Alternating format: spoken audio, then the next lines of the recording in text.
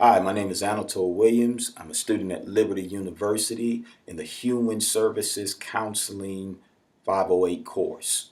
I will be presenting to you today my final project on interpersonal communication. As I transition, I will simply say, next slide. Next slide. The purpose of this presentation is to discuss my behavioral blend as it relates to interpersonal communication and to explain my action plan with the hope that it will lead to healthy and healing relationships. Next slide. What is interpersonal communication? John Stewart, in his book Bridges Not Walls, defined communication as the continuous collaborative process of verbal and nonverbal meaning making. He defines interpersonal communication as what happens between people when they are willing and able to maximize the presence of the personal. I like that, the presence of the personal. Next slide. My overarching goal is to develop a way of communicating with others that begins with effective listening skills, allowing others to express their thoughts and emotions openly, honestly, and completely. To be open and honest myself about my own thoughts and feelings while showing empathy to others, but always seeking a win-win in my communication. Next slide.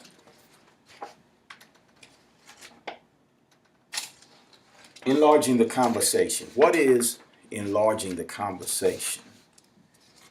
Enlarging the conversation, in my definition, is to create an environment where communication is open and honest. First of all, in order for the conversation to progress and grow, and for relationships to grow, the conversation has to be open and honest.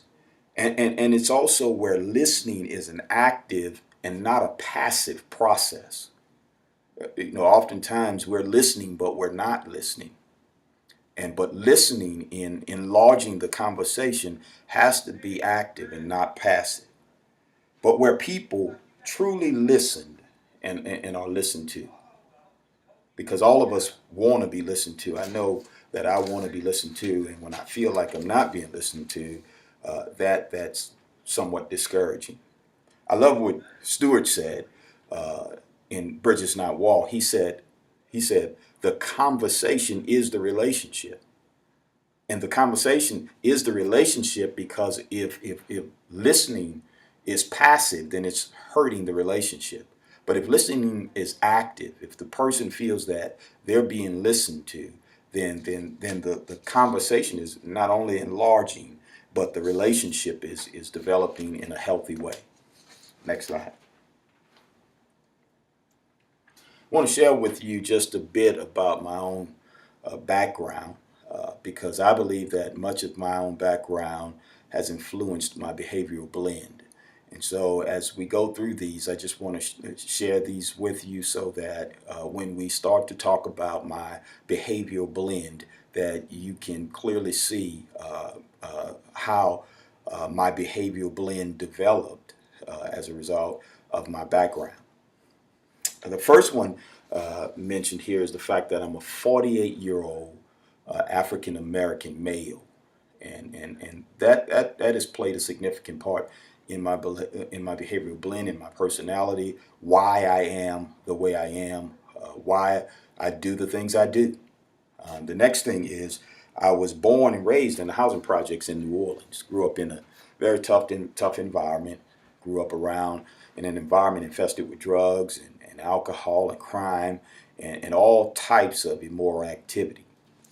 I have never known my biological father, and I think that plays a significant part in my behavioral blend, how it has affected how what I've become or what I became later on in my upbringing, as well as how it has impacted me even today, as a father myself, uh, I think that plays a huge part in my life. I began using drugs and alcohol at an early age.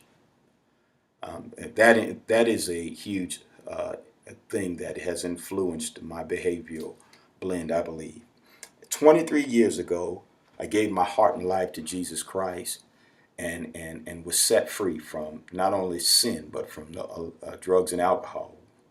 And I'm very grateful to God for that today. But I know that as a result of Christ coming into my life and beginning to seek a relationship with Him, beginning to know God and beginning to know who God created and called me to be, has certainly influenced my behavioral blend. 2 years later, I felt the call of God into ministry. Today, I am an ordained minister, and I work in a ministry called Teen Challenge. I'm the program director here, and a lot of what I discovered in my behavioral blend through the Uniquely You assessment, I'm able to see it play out in my role here as program director at Teen Challenge. And I'm also blessed with a wonderful wife and 3 teenage kids, and the same thing as it relates to my family. I can see how my behavioral blend has played out within my family. Next slide. Behavioral blends.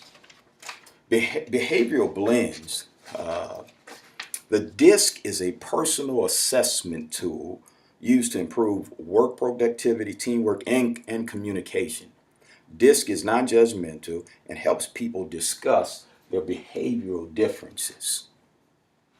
Behavioral blends describe 4 specific personality types. The following are the 4 quadrants of the DISC model. It represents the active but task-oriented quadrant. The I represents the active, task or people-oriented quadrant. S represents the passive and people-oriented quadrant. And C represents the passive, task-oriented quadrant. Next slide.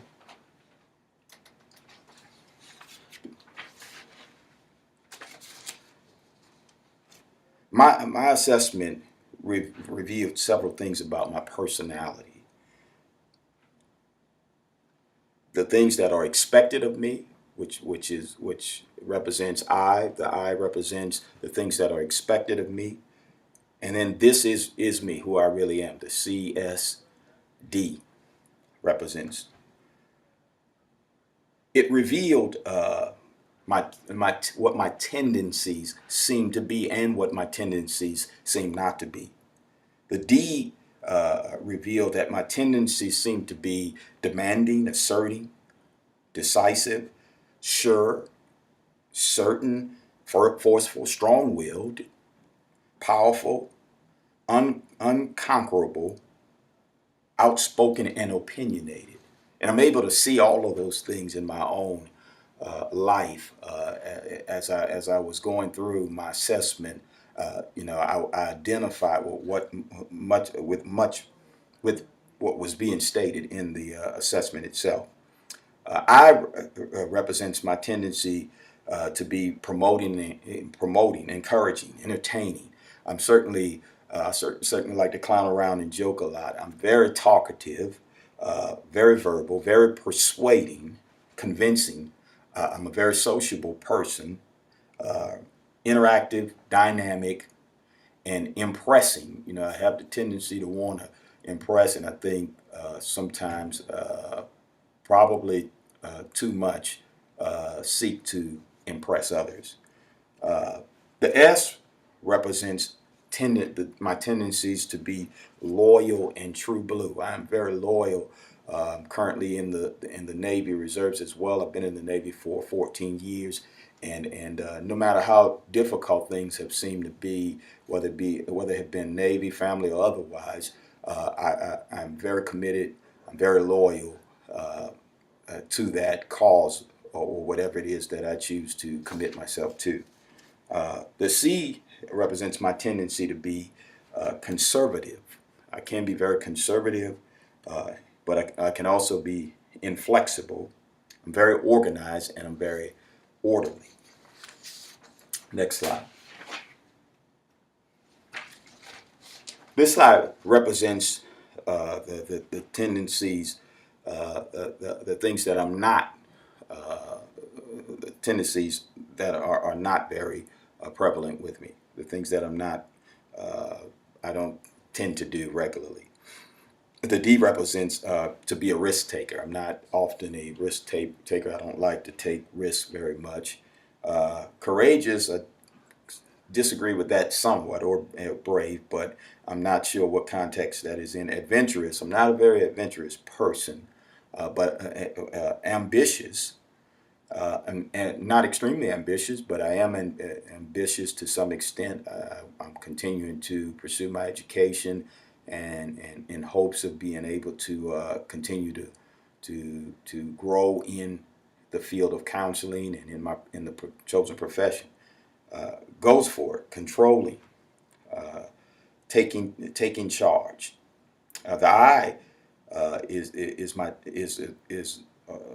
it represents that I have a difficulty with trusting at times, which I believe is true. Not gullible, not open. Sometimes can be kind of closed-minded. Not hyper, energetic, or energetic, peppy, playful, inducing, charming, responsive, reacting. The S represents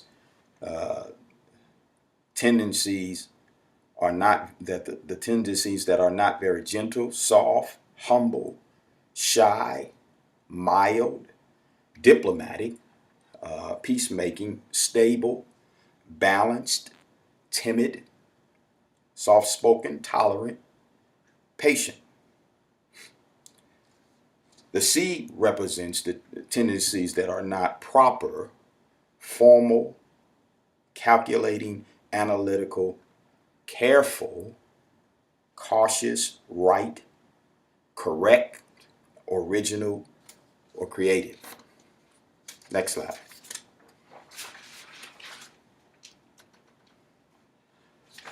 My personal barriers to interpersonal communication can be too talkative. I generally will have great points to make, but I tend to overtalk myself. I tend to don't know when to kind of cut it off. I don't know if that has to do with the fact that I am called to preach and can be very talkative, but that can be a barrier at times for me. I think people get weary with the ongoing and ongoing. I have observed that with the staff here sometime, and more importantly, since I've been going through this course, I've been more sensitive to it, and have worked to cut it off. Once I've said what needed to be said, simply cut it off. Another barrier is constantly interrupting others. I've been aware of that being an issue in my life for quite a while now, but through this course I've been more conscious of it. This course has helped me to gain a greater sense of self-awareness, to where I've been more conscious of it and have been intentional about waiting for an opportunity to interject myself into the conversation. But that can be a barrier for me.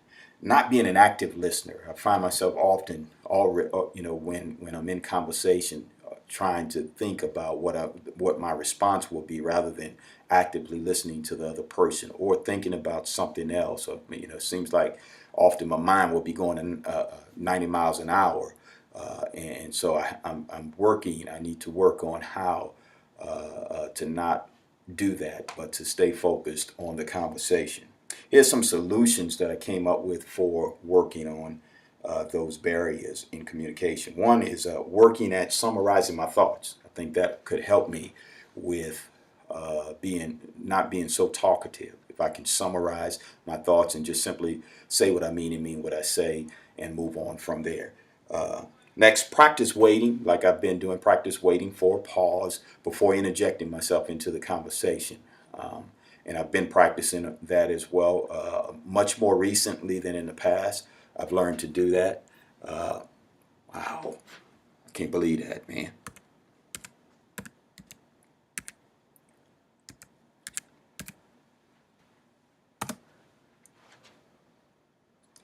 Much more than I have in the past, but I will continue to work on that. And the last thing is practice being more attentive to the person talking and not thinking about my response or not thinking about something else during that conversation, but waiting for the actually paying close attention to what the speaker is saying.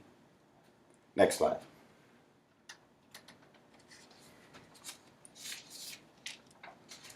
Noise noise pollution.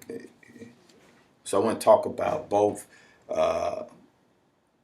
internal and external noise pollution. Our internal thought process can keep us from focusing on the conversation in front of us. And that's what I was just talking about from even the last slide with one of my barriers, thinking about other things and not focusing on attentively on what the person is saying. Internal noises represent the internal self-talking that we do, because we do a lot of, I know I do a lot of internal self-talking, which is not, I don't think, a bad thing. It's just knowing when to be focused on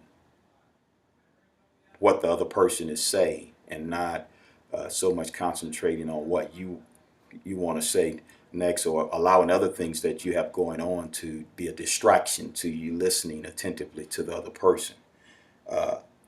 One is, thinking about other things, like I just said.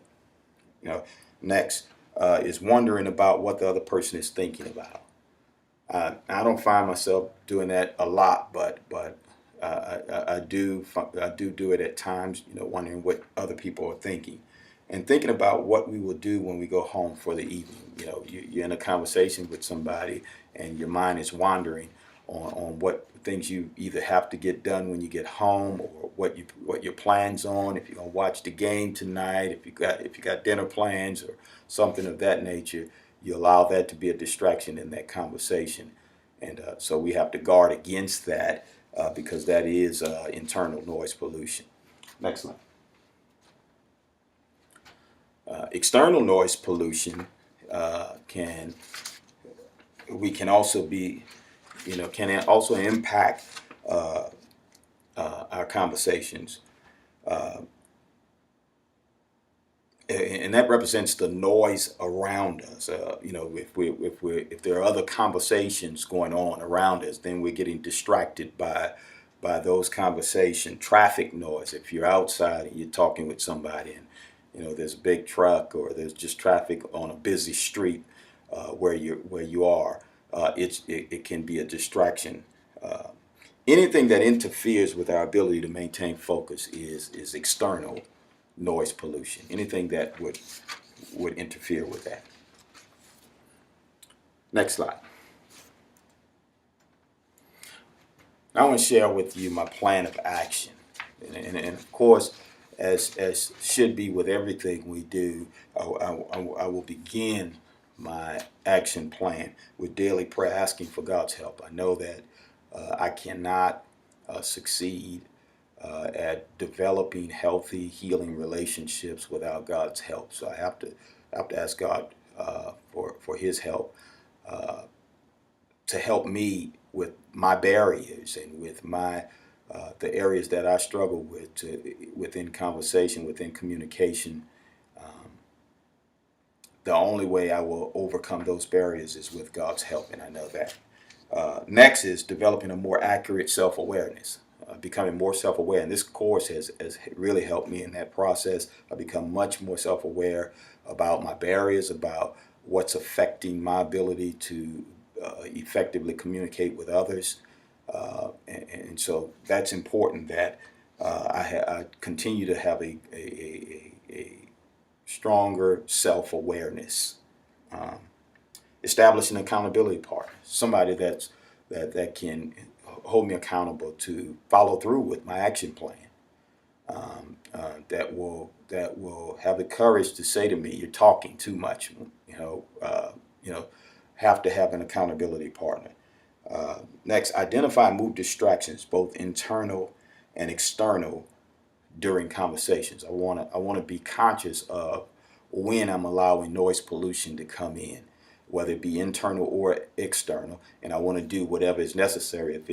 If I'm in a area where they're inside, where there noise begin to take place, to be sensitive enough to that, to get up and simply close the door and not allow it to be a distraction to me, or close the window, or whatever it may be. If I'm sitting with someone having a conversation, uh, disciplining myself to stay attentive to what they're saying, and not allow myself to be distracted by my own thoughts, by my own feelings, by whatever I have going on internally.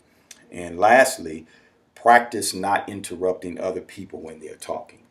I want to continue to work at practicing to wait for a pause before interjecting myself in a conversation. And I think if I can work on these areas, then I can certainly improve my interpersonal communication, and I can certainly develop more healthy and healing relationships. Next slide. In summary, we talked about my overarching goal and enlarging the conversation. I shared with you some of my personal background and behavioral blend. We talked about my personal barriers to interpersonal communication, some of the things I need to overcome in order to be more effective at interpersonal communication, in order for me to develop and continue to develop healthy and healing relationships. We talked about internal and external noise pollution, and I shared with you my action plan. I hope you have enjoyed my presentation. I hope you're able to get something out of it. I apologize for the pause early on. For some reason, my screen went off. But I thank you for listening to me, and I hope you gained some knowledge, something from this video. Thank you.